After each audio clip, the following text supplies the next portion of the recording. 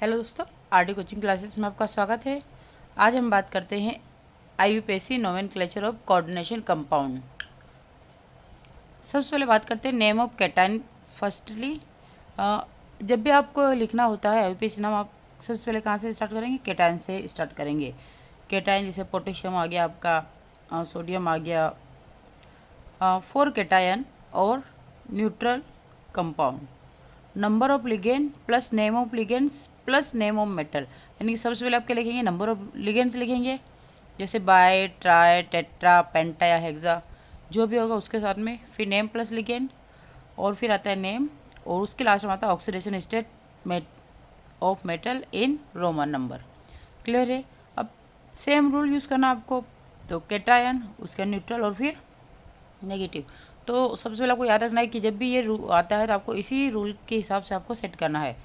Same rule with ate suffix, और किसके साथ में? तो सफिक्स के साथ में। थर्ड पॉइंट है फॉर एनायन कॉम्प्लेक्स, यानी कि जो नेगेटिव कॉम्प्लेक्स होता है उसके लिए add ate suffix with the metal, यानी कि जो एनायन कंपाउंड होते हैं, कॉम्प्लेक्स होते हैं, उनके साथ में एड सफिक्स को मेटल के साथ में यूज़ करते हैं। Number of ligand plus name of ligand plus name of metal plus add, और फिर लास्ट में आपका ऑक्सीडेशन स्टेट जो बीच में आता है, मेटल इन रोमन, फिर अल्फ़ाबेटिकल ऑर्डर। ये जो पूरा रहेगा कैसे रहेगा? Alphabetical order. Prefix mono, di, tri, ETC are used to indicate the number of the individual ligands in the coordination entity. When the name of the ligands include a numerical prefix, then the term bis, tris, tetracis are used.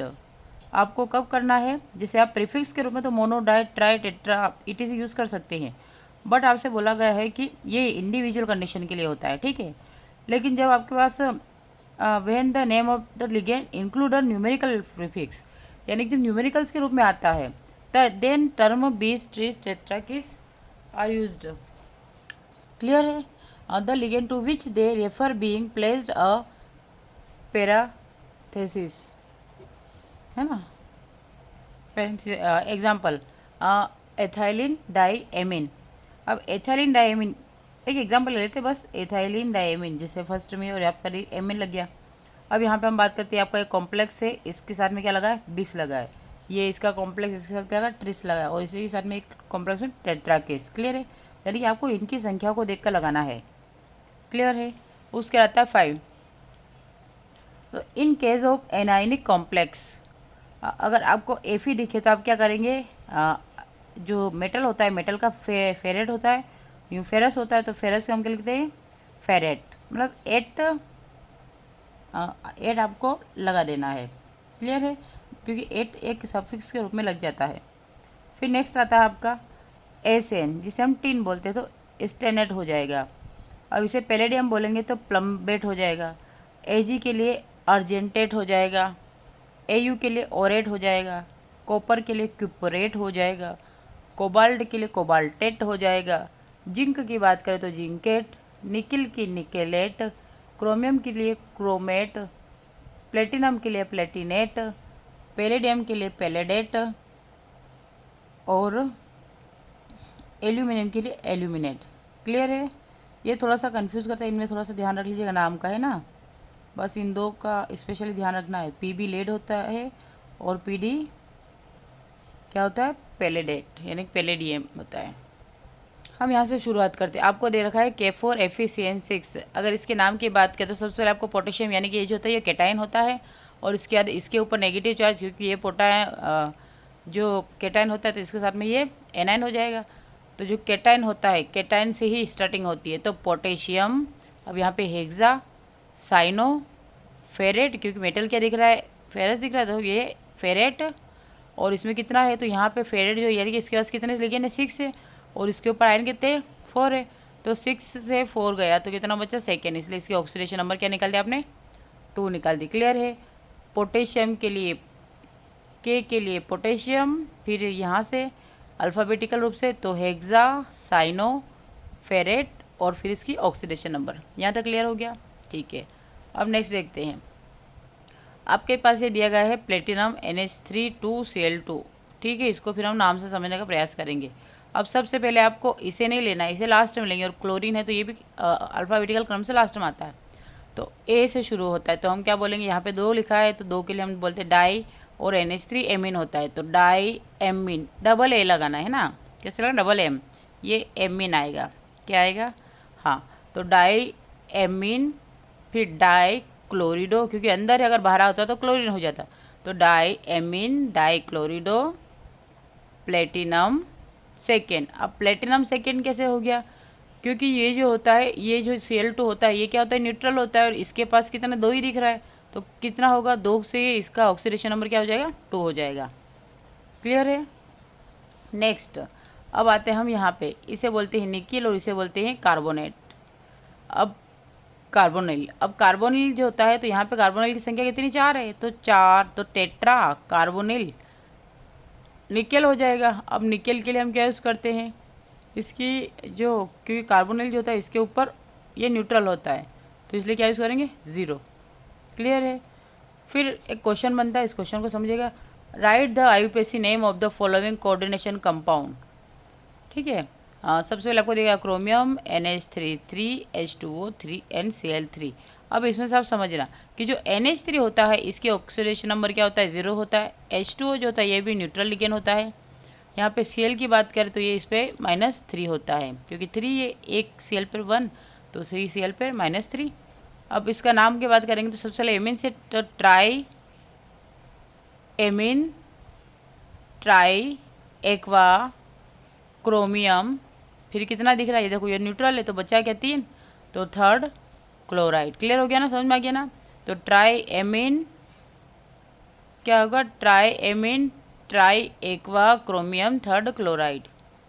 फिर बात करते हैं second के लिए, इसके लिए क्या होगा, यहाँ से बात करते जो इसकी ऑक्सीडेशन नंबर 0 हो गई, क्योंकि ये भी 0, तो यहाँ से NH3 0।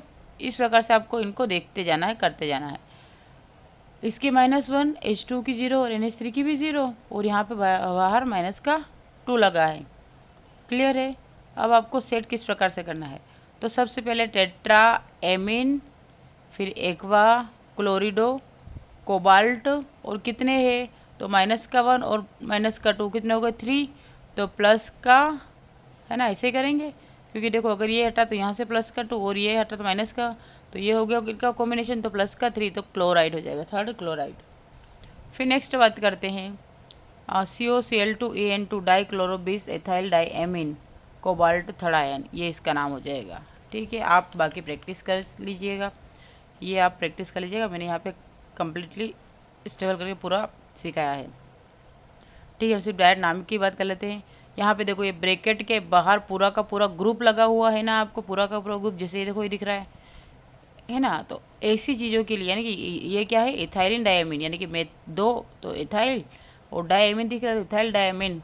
तो ऐसे कॉम्प्लेक्स कंपाउंड के लिए,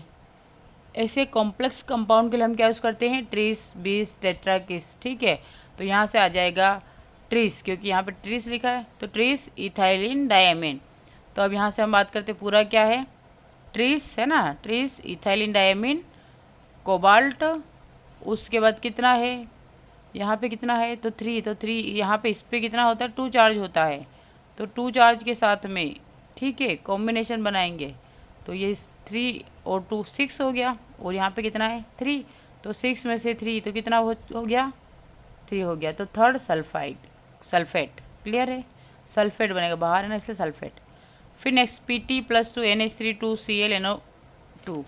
अब इसमें आपको वही लिखना है, डायएमीन क्लोरिडो नाइट्राइटो N, क्या करेंगे, N प्लेटिनम।